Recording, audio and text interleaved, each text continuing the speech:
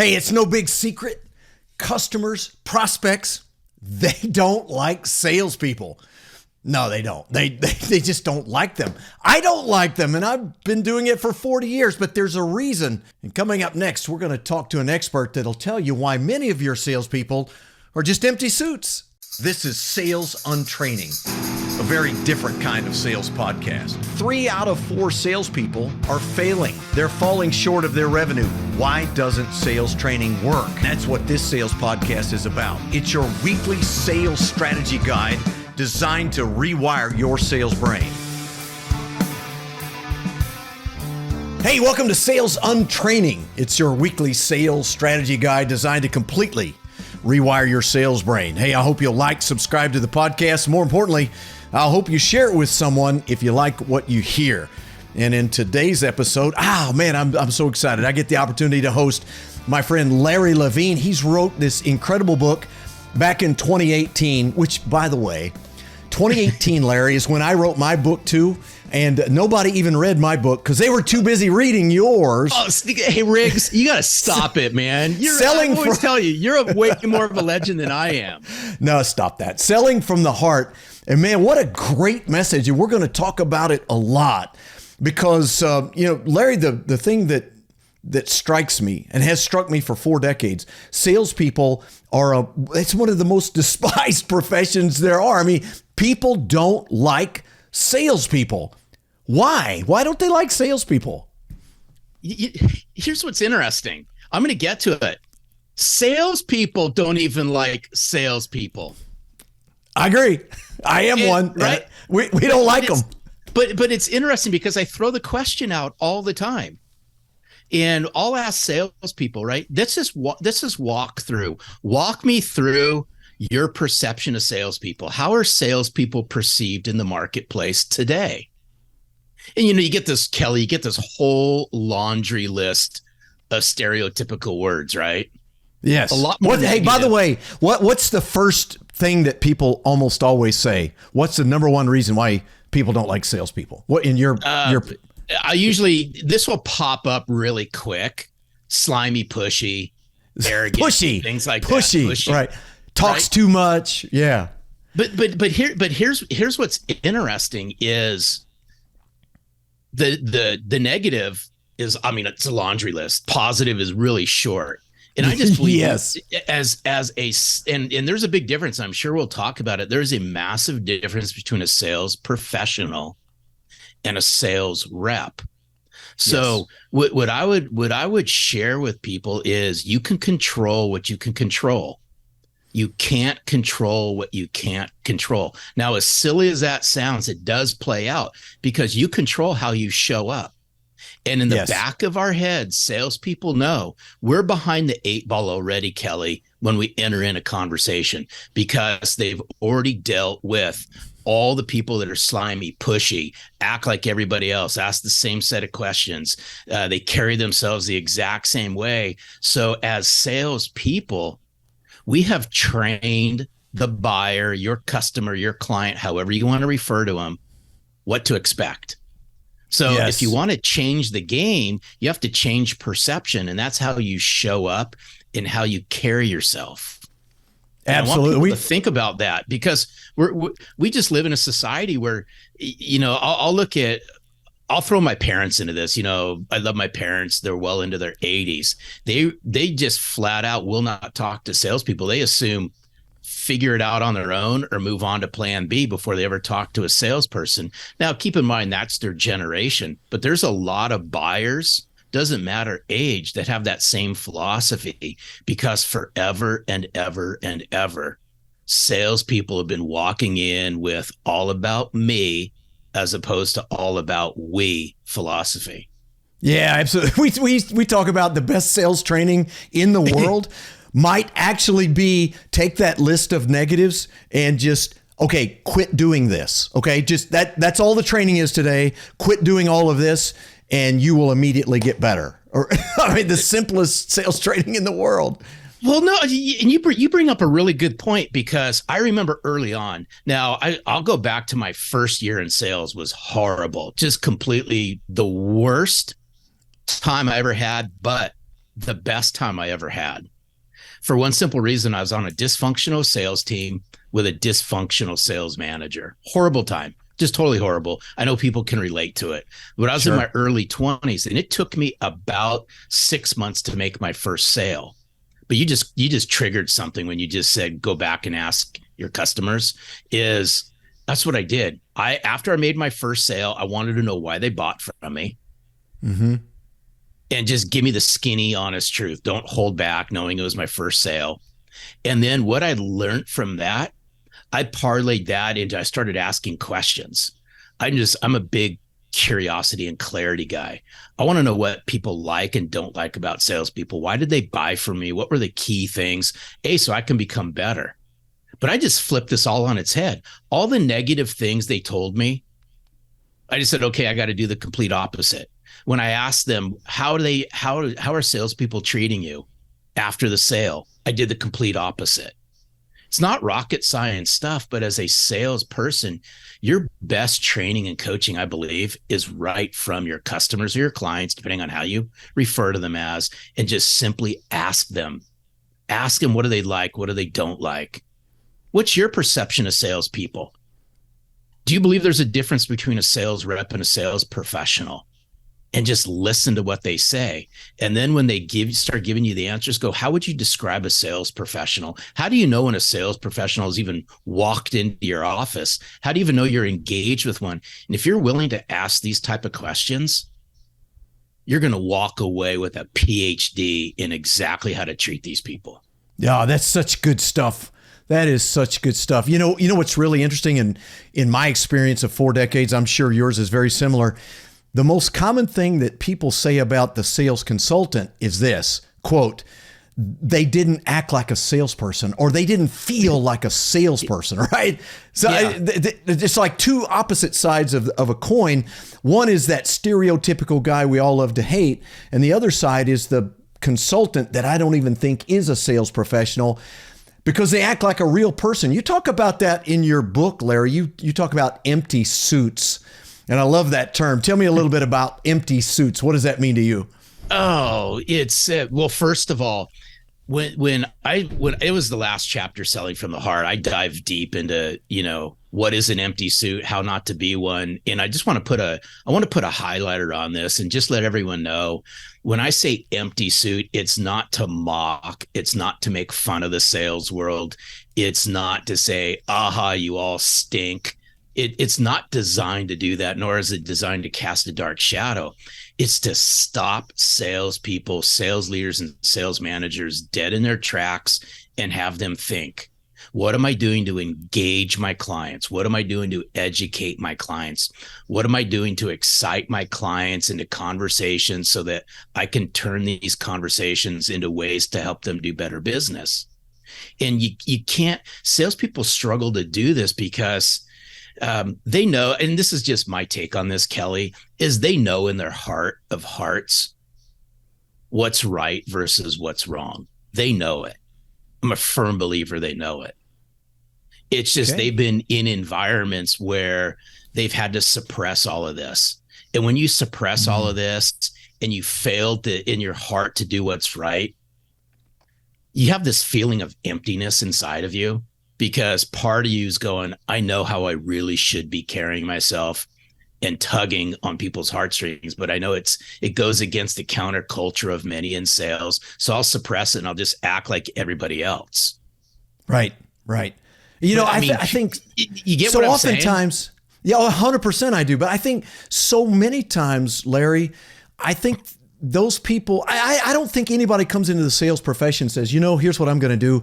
When I actually go out and start seeing the customer or the prospect, I'm going to act completely unlike me. I'm going to be a totally different person on purpose. I'm going to make that decision.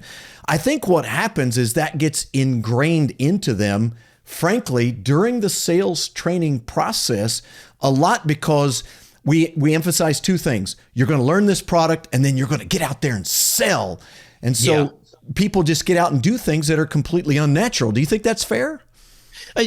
Absolutely. And I'll always say this, and I'm going to stick up for salespeople. And I've said this over and over and over again. And, I can't scientifically prove this. It's what the wacky things that go on inside my brain, Kelly. Right. But I always say this, I've always said when it comes to your personal lives, and we could peel this one back, to kingdom come, is you're a product of the environment you were raised in. Right. I really, really believe that in my heart. As an individual, you're a product of how you were raised. Well, as salespeople, you're a product of the environments you were raised in.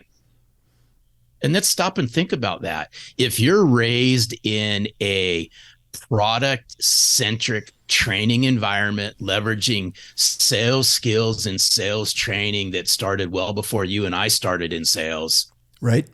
You're going to get what y'all get. And so that's why I'm going to stick up for salespeople and just say, hey, you know what? There's room to improve. You all are just products of the environments that you're raised in based on the companies that you decided were the right fit for you based on whatever that criteria was. Yeah, I absolutely agree with that. I think that sales leadership unwittingly turns out these robots, and it's a systemic problem that no one actually addresses. Here's how I think we can prove that unequivocally, and that is this. I've never met a salesperson, Larry, that doesn't agree that selling is about relationships, that people buy from people they like and trust, as Zig Ziglar used to say back in the day. But when they go out into the real world and start, quote unquote, selling, they're not actually building relationships. They're out there pushing products. It's completely antithetical to how you actually build a relationship. Oh, man, you're going to wind me up on this one, Kelly, because the R word is so overused in sales. See, I'm a high relationship selling guy, always have been, always will. It's a big, big, big, big aspect of selling from the heart.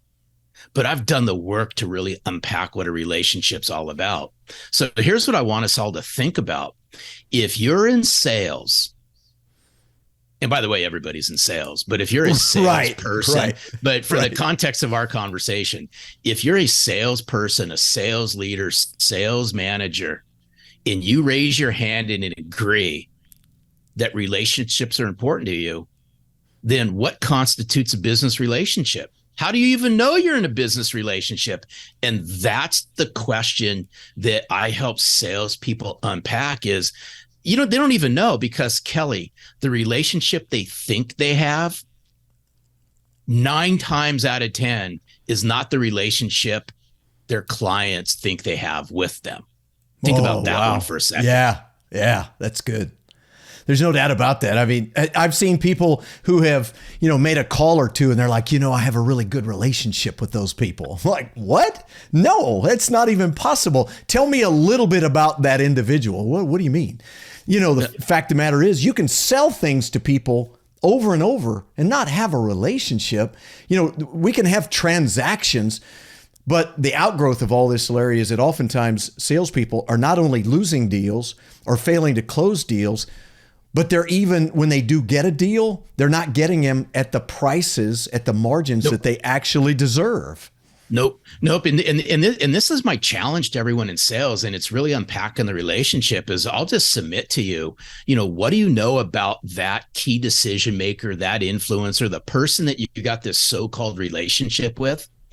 What are 2 or 3 things you know about them personally? What are two or three things you know about them professionally? What are their goals, dreams, aspirations? What's their vision? Where do they see themselves a year from now, 2 years from now?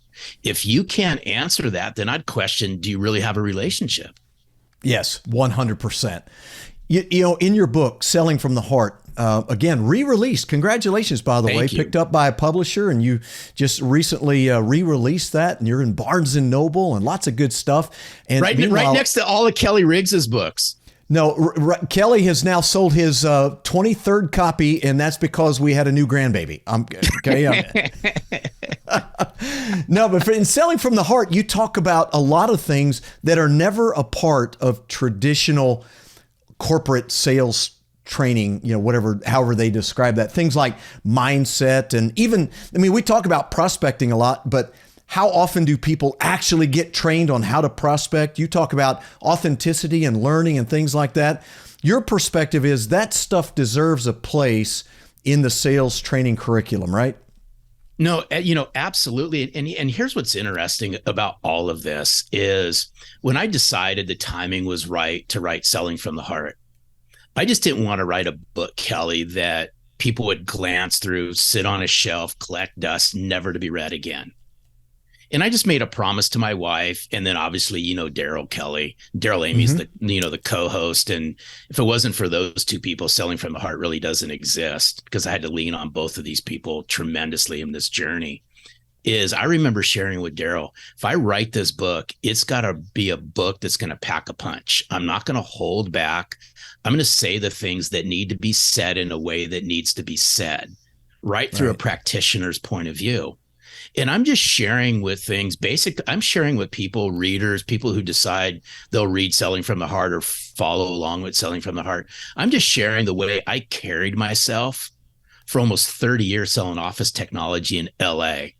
And office technology is highly commoditized, the jungle that Los Angeles is. Right. And the way that I rose up to the top of the ranks, I wasn't the smartest freaking person out there. There was people that would out-strategize me, outsell me. Heck, I didn't even know how a copier works, the innards, and I sold them for 30 years.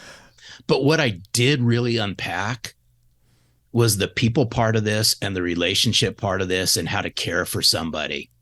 And I just smashed relationship together with a plan and a process, and I came to work every single day prepared. And in a nutshell, that's what I walk people through in Selling from the Heart. And if anyone's going to raise their hand and say, I'm in a relationship heavy business where trust and credibility is at the forefront, then what I'm going to ask people to think about, and it's why I wrote Selling from the Heart the way I did, is you got to look inward before you look outward. You got to look, you got to be willing to put that mirror up in front of you and say, can I trust myself? Do I view myself as being credible? What's the relationship I have with myself? Now, some of this is going to go, man, Larry, you're kind of out in right field on this, but mark my word, this all plays out into the sales world, is when you can bring your authentic self to the forefront. And by the way, I don't have, Kelly, and you know this, I don't have a PhD in any of this stuff. I don't have a PhD in human behavior or psychology or anything like that.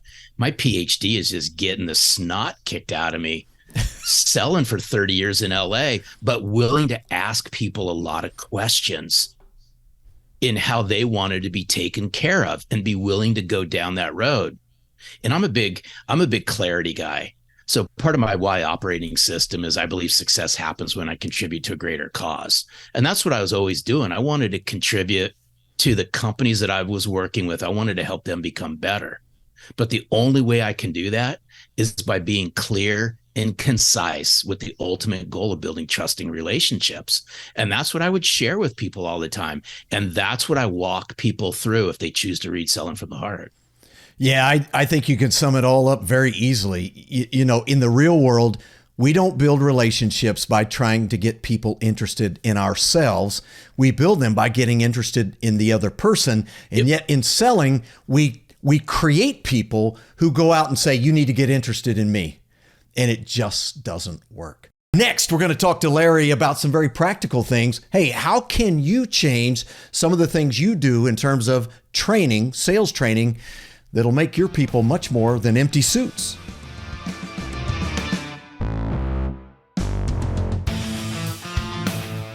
Hey, thanks for making Sales Untraining your first listen of the week. And if you find something you like, if you hear something that's interesting, I hope you'll share it with somebody you know.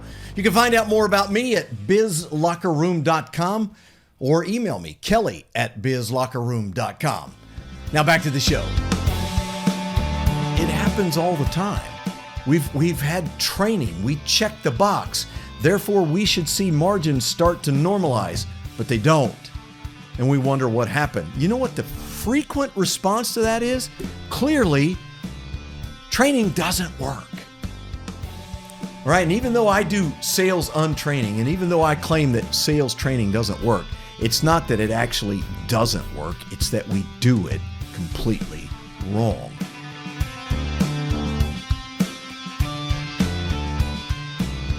Hey, welcome back. Sales Untraining. Yes, it's your weekly sales strategy guide, and it's designed to do one thing: rewire your sales brain. Because sales training doesn't work. No. It's not because I said so. It's because the numbers say so, people. And it's not because we don't know how to train salespeople. It's just that we do it wrong. Systemically, it's a big problem. And Larry Levine's my guest. We talked about his book, Selling from the Heart. And by the way, spoiler alert, I shouldn't say this, Larry, but you've got another book coming out. That's all I'm going to say about it. You've got another book. I actually have a copy that I'm reading now. Kelly, you got the sneaky peek on it. I'm excited, bro. It's going to be awesome. Anyway, so that's coming down the road. Look for that early next year sometime. We'll be excited to see that. But listen, let's talk practical and tactical, because sales training needs to change in some ways. What do you think some practical things we can do to change the way we train salespeople that'll make them much more authentic, much more given to building relationships, and therefore more sales? Oh, man. I mean, we can go on for hours on this, but I'll tell you the aha. Can I share with you the aha moment I had on Absolutely. this? Absolutely. So this goes back. This would have been about 3.5, almost 4 years ago. So I was the front end of a 3-day sales kickoff.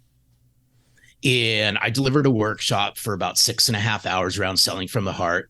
Basically, the company had bought a slew of books. Their leadership had read it and said, hey, we like these 4 chapters. Can you build something around these 4 chapters? And I said, yes, I can. And we put something together. And I was day one, front end of a 3-day sales kickoff. Well, At the end, right, everything went great. At the end, they brought in some high-priced keynote speaker to deliver a keynote, inspirational, motivational, out of this world message to rubber stamp the first day. Right. Which is all good, right? No big deal. Well, I happened to spend the night because I didn't want to drive home. It was a long day. And so the next morning I'm walking through the hotel, grabbing a cup of coffee, happen to see some of the people that I recognized from the day before, and just small talk, chatted them up. Hey, what do you remember the most about yesterday? Not one person remembered anything of significance around the keynote speaker, though the keynote speaker was freaking amazing. Right. What they did remember was how they felt during the workshop and some of the things that I got them to think about around selling from the heart. And the reason why I set up this the way I did is this is the light bulb moment I had. I said, why do sales companies, right? Why do companies and leaders insist on these sales kickoffs to bring in high paid keynote speakers that cost an exorbitant amount of money? Why don't they take that dollar amount and rework it and put that into coaching and training their salespeople over time, which will then have a higher return on investment? And I'm not here to poo-poo sales kickoffs. It's not the point behind this.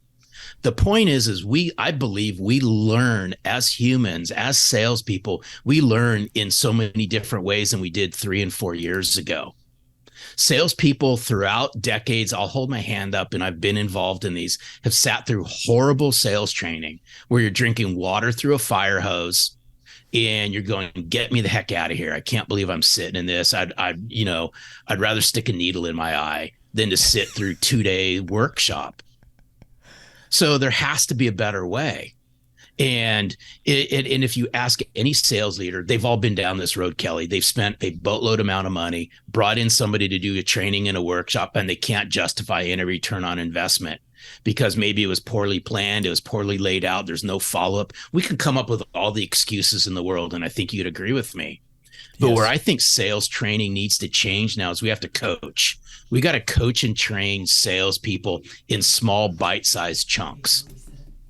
Because we learn differently. And I've seen the success in how we coach. If you just coach and train salespeople in small, bite-sized chunks with action items that they can immediately apply out into the field. The only reason I'm bringing this up is this is where you get return on investment, return on investments, return on effort. And we as leaders need to realize we all learn in so many different ways. But I believe now if we can flip training into coaching, one day training events and rah-rahs, they're a big waste of money. I'm going to hold my hand up on this and say big waste of money. I've been involved in some of them and I've backed out of some of them and said, I'm not the right fit just because I know what's going to happen and I don't want my name stamped on some of these. Right. But if you're willing to go down the road of coaching in incremental steps with your salespeople, you will see results like none ever. And Absolutely. I know I rambled on this, but this is well, I mean, isn't that the point? This is important stuff. Is right. I remember, Kelly, that I sensed from somebody. I was getting the pushback, and I got ghosted for a while on an opportunity. Finally, when I just had to throw the message out and say, hey, I know you're ghosting me. It sounds like something's happened in the past that's caused you to put the brakes on this. And sure enough, they spent well into six figures for a 2-day workshop that bombed.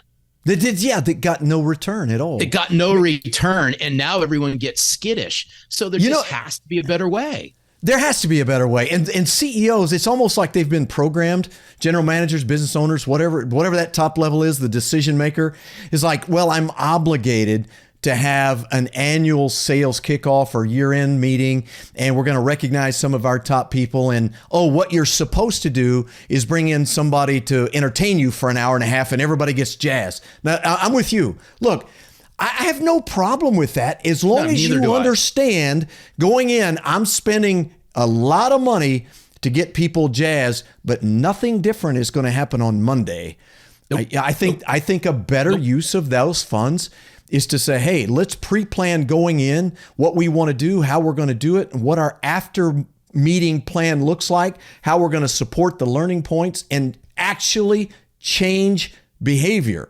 Otherwise, let's not call it a sales kickoff. Let's just call it an entertainment meeting, and I'm good with that. I'm totally good with that. No, I totally agree. And if you just look at, I mean, there's rampant excuses out there of why they're going to do certain things and why they're not going to do certain things.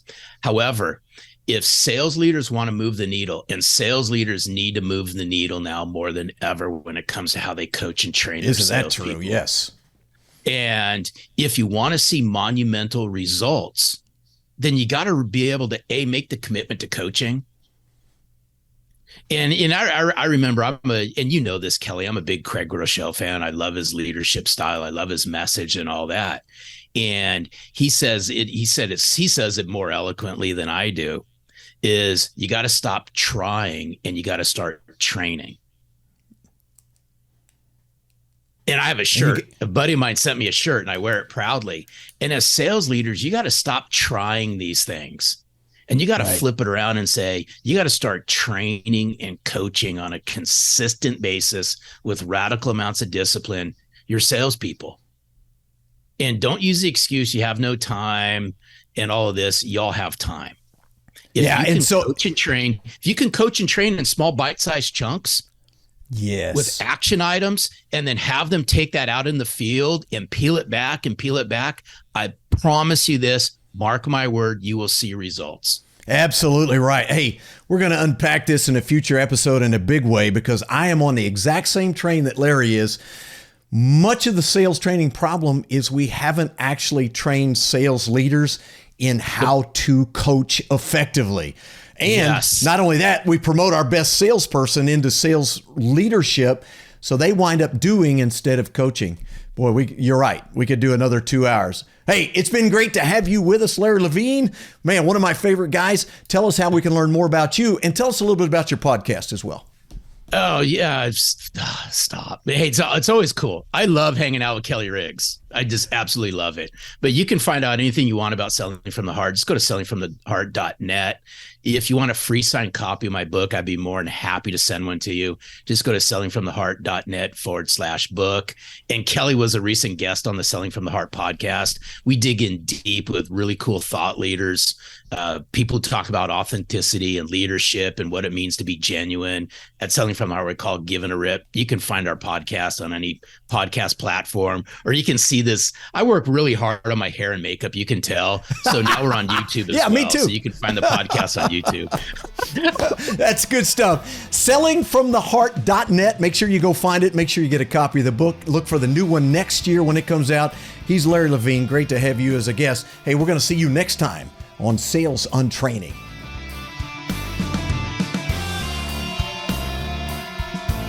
Sales Untraining is a production of Business Locker Room and Pod About It Productions. Music and editing by Doug Branson. To get more Kelly, visit bizlockerroom.com.